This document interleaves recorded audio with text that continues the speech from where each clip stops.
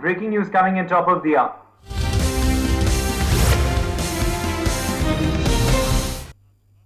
Chinese mouthpiece has issued a warning to India, saying India should not misjudge the situation again like the 1962 war. So clearly another warning coming in from a Chinese mouthpiece, Chinese propaganda outlet issuing a warning to India, saying Indians and India should not misjudge the current situation like they did in 1962. Megha Sharma joining us for more on this story. Megha, what are we to make of this?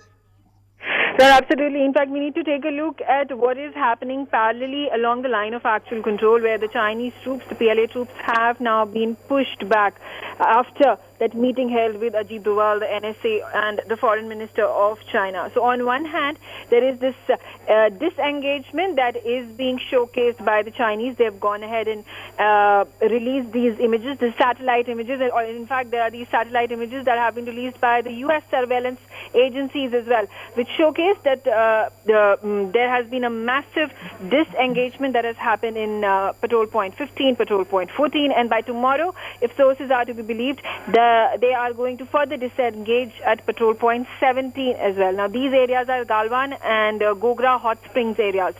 And on the other hand, parallelly, what Global Times and other Chinese propaganda machines and these media agencies go ahead and say is they are warning, they're pushing a threatening a message to India, going ahead and telling that India does not have the adventurous capacity to go ahead and fight a war with China, and has given a stringent warning to India, saying that India must not misinterpret the way it had misinterpreted things in 1962. 1962 was the time we lost the war against China. So this is obviously a clear threat, completely a straight-out threat or warning that has been given by the Chinese. What do we make of it?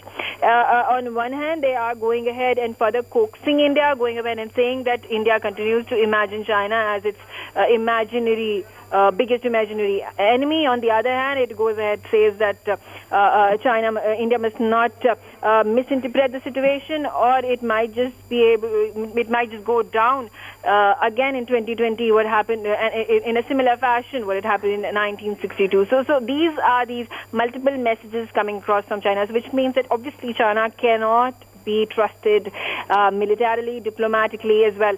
And that's exactly why India stands guard. And India is backed by bigger powers, the likes of Australia, the likes of United States, the likes of Japan.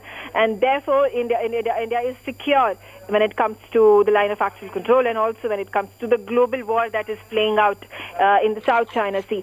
So obviously, the point over here is to understand that China is playing this duplicating ploy.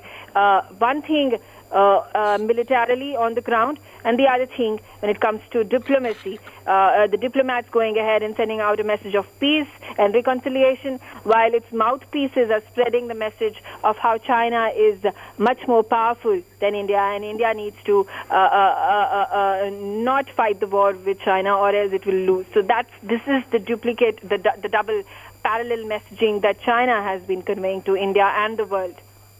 For more such videos, subscribe to the NewsX YouTube channel, hit the bell icon.